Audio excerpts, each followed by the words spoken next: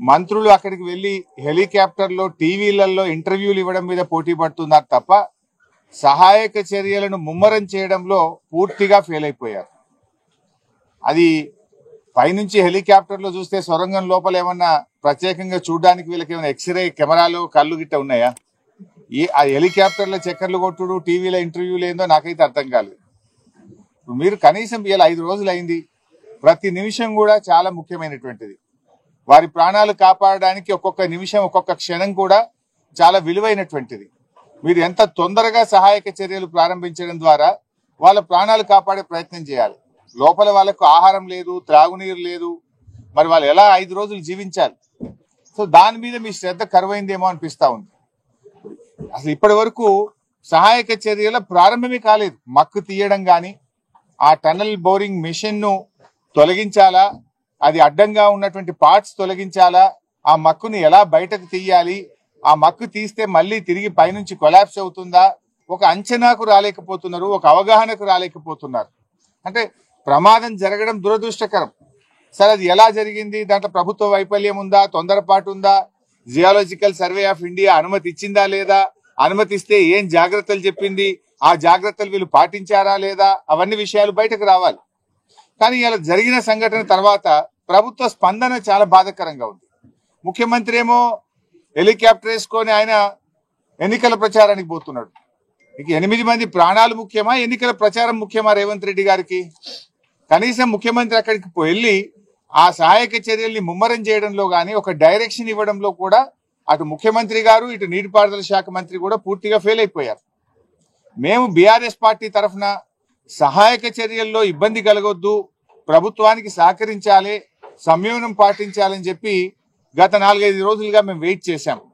కానీ బాధ కలిగే అంశం ఏంటంటే ఇప్పటి వరకు ఒక్క అడుగు ముందుకు బల్లే. There is no direction. దాదాపు 10 ఏజెన్సీలు ఉన్నారు.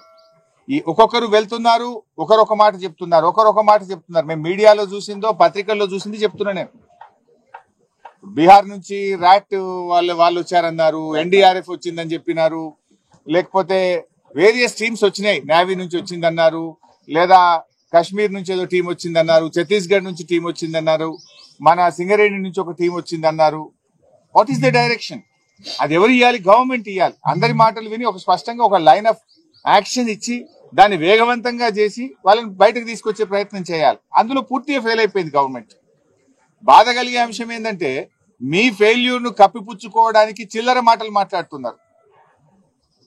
మేము రాజకీయాలు చేయకుండా సంయమనంగా గంభీరంగా వాళ్ళ ప్రాణాలు కాపాడాలని బీఆర్ఎస్ సహకరిస్తా ఉంటే, ఉత్తమ్ కుమార్ రెడ్డి గారు టనల్ దగ్గర కూర్చొని ప్రమాదం జరిగిన సంఘటన దగ్గర నుంచి బీఆర్ఎస్ మీద బురద జల్లే ప్రయత్నం, ఢిల్లీలో కూర్చొని రేవంత్ రెడ్డి ఎస్ఎల్బీసీ సొరంగంలో బీఆర్ఎస్ మీద బురద జల్లే ప్రయత్నం చేస్తుంటాడు. వెంకటరెడ్డి గారు అయితే ఆయన నీళ్లు వాటర్ అంటాడు, ఆయన ఏం మాట్లాడతాడో నేను ఆయన గురించి మాట్లాడి దండగా. సో ఇట్లా ఒక గందరగోళమైన పరిస్థితి ప్రభుత్వంలో నెలకొన్నది. ముఖ్యమంత్రి మాటకు నీటిపారుదల మంత్రి మాటల మధ్య పొంతన లేదు. మీరు బీఆర్ఎస్ ని విమర్శించడానికి ఇది సమయమా? అసలు బీఆర్ఎస్ ని విమర్శించే నైతిక హక్కు మీకుందా? అంటే తమ తప్పును కప్పిపుచ్చుకోవడానికి ఇతరుల మీద నెపం నెట్టే ప్రయత్నం చేస్తున్నారు. అన్ని విషయాలు నేను అక్కడ డీటెయిల్ గా మాట్లాడతాను. సో ఈరోజు మా మహబూబ్ నగర్ మరియు నల్గొండ జిల్లా మాజీ మంత్రివర్యులు, మాజీ శాసనసభ్యులు, శాసన మండలి సభ్యులు, పార్టీ సీనియర్ నాయకులు అందరం కలిసి అక్కడికి వెళ్లి మరి ఎవరైతే బాధిత కుటుంబాలు ఉన్నాయో వారికి ఓదార్చడానికి, వారికి ధైర్యం చెప్పడానికి, మరి ప్రభుత్వ సహాయక చర్యలు నిజంగా ఎలా జరుగుతున్నాయో, కరెక్ట్ గా చేస్తున్నారా లేదా, మాకుండే అనుభవాన్ని, మాకుండేటువంటి ఆలోచనలను కూడా వీలైతే త్వరితగతిన వేగవంతంగా సహాయక చర్యలు జరపడానికి మా యొక్క సూచనలు కూడా అందించాలనే ఉద్దేశంతో బీఆర్ఎస్ పార్టీ బృందం మేము అక్కడ బయలుదేరి వెళ్తున్నాం. ముఖ్యమంత్రి ఢిల్లీలో కూడా చర్చ చేస్తూ గత 10 నెలల్లో బీఆర్ఎస్ ఎస్ఎల్బీసీ పట్టించుకోలేదు కాబట్టి అది కూలిపోయిందని అంటున్నారు. రేవంత్ రెడ్డికి నిజాలు మాట్లాడు ఆయన జీవితంలో రాదు. అందుకే ఆయన పేరు యనుమల రేవంత్ రెడ్డి కాదు, ఎగవేతల రేవంత్ రెడ్డి, అబద్దాల రేవంత్ రెడ్డి అని పేరు పెట్టినాం మేము. ఎందుకు? ఇచ్చిన హామీలను ఎగబెట్టింది కనుక ఎగవేతల రేవంత్ రెడ్డి, నోరెప్పితే అబద్దాలు తప్ప నిజాలు మాట్లాడాడు కనుక అబద్దాల రేవంత్ రెడ్డి ఆయన.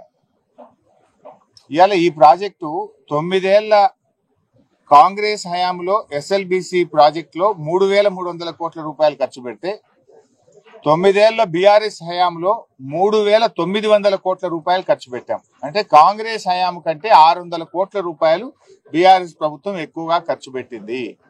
మాకు 2 సంవత్సరాలు కరోనా వచ్చి ఉత్తర భారతదేశం నుంచి వచ్చిన కూలీలందరూ కూడా వాళ్ళు వాపస్ వెళ్లిపోయారు. చాలా మంది కూలీలు కరోనా సమయంలో వెళ్లిపోయి పనులు ఆగిపోయినాయి.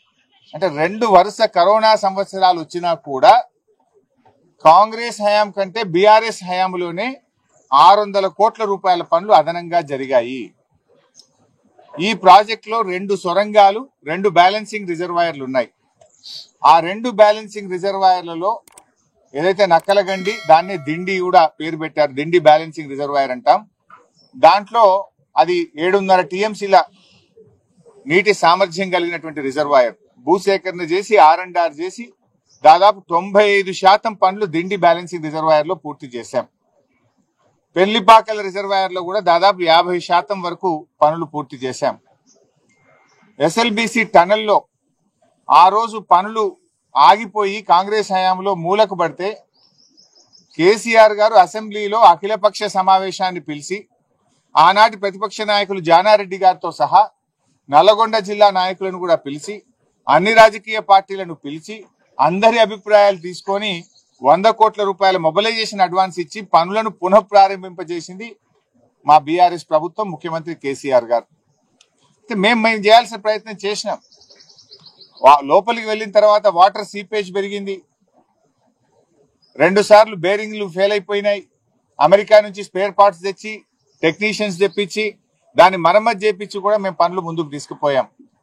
బీఆర్ఎస్ హయాంలో 13 కిలోమీటర్లు టనల్ పనులు మేము పూర్తి చేశాం. అంటే అంత బాగా మా హయాంలో పనులు జరిగినాయి. అటు రిజర్వాయర్లు చేసినాం, 13 కిలోమీటర్ల టనల్ చేసినాం. నేను అడుగుతున్నా రేవంత్ రెడ్డిని, నువ్వు 15 నెలలు అయింది గవర్నమెంట్ వచ్చి, 15 మీటర్లు తవ్వినావు? నీ 15 నెలల్లో 15 మీటర్లన్నా తవ్వినవా ఎస్ఎల్బిసి సొరంగం అని అడుగుతున్నా నేను. ఎవరు పని చేయండి? మేము 13 కిలోమీటర్లు తవ్వినాం.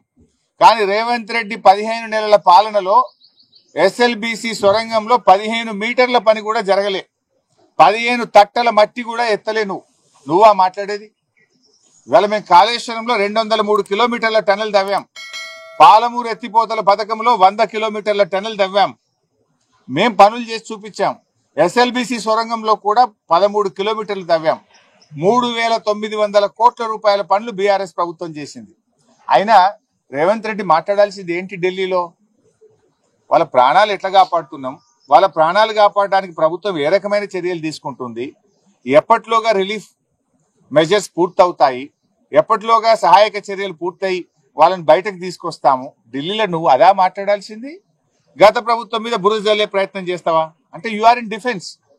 మొన్న కూడా కరీంనగర్ పార్లమెంట్ ఎన్నికలకు పోయి మీ ఓటే విలేయలేదు, మీరు ఎత్తెంత ఏ పోతే ఎంత, మాకు గెలిచినా ఓడినా నా గవర్నమెంట్ పడిపోదు అని ఆడపోయి మాట్లాడొచ్చింది. ఈడ ఏది ఇక్కడ సొరంగంలో ప్రమాదం జరిగి ఇంత జరుగుతుంటే ఆడపోయి ఆ మాటలు మాట్లాడతాడు. ఢిల్లీలో ఏం మాట్లాడతాడు? ప్రధానమంత్రిను అక్కడ ఇంకెవరైనా కలిసినాక మేము ఎస్ఎల్బిసిలో ఇంకా టీమ్స్ పంపమన్నాము, ఎక్స్పర్ట్స్ ని పంపమన్నాము, తొందరగా పనిచేయడానికి సహకరించమన్నాము, ఈ వీళ్ళని కాపాడాలని మాట్లాడతావా? నువ్వు గత ప్రభుత్వం మీద బురద జల్లుతావా? అంటే what it shows? You are in defence. నువ్వు తప్పు చేసినావు, నీ ప్రభుత్వం ఫెయిల్ అయిపోయింది, నీ చేతగానితనం వల్ల, నీ ప్రభుత్వ వైఫల్యం వల్ల ఇవాళ 8 మంది ప్రాణాలు గాల్లో ఉన్న పరిస్థితి ఉన్నది. నీ ప్రభుత్వ వైఫల్యం స్పష్టంగా కనబడుతుంది కనుక దాని నుంచి బయటపడడం కోసం రేవంత్ రెడ్డి గారు గత ప్రభుత్వం మీద బురద జల్లే ప్రయత్నం. పోనీ అందులో నిజాలున్నాయా? గత ప్రభుత్వం ప్రాజెక్టు పడించుకోనే లేదట. మరి 13 కిలోమీటర్లు దవ్వింది నిజం కాదా? 3,900 కోట్ల రూపాయలు ఖర్చు పెట్టింది నిజం కాదా? దిండి పెళ్లిపాకల రిజర్వాయర్లు నిర్మాణం జరిగింది నిజం కాదా? దీనికి సమాధానం చెప్పండి రేవంత్ రెడ్డిని. Thank you.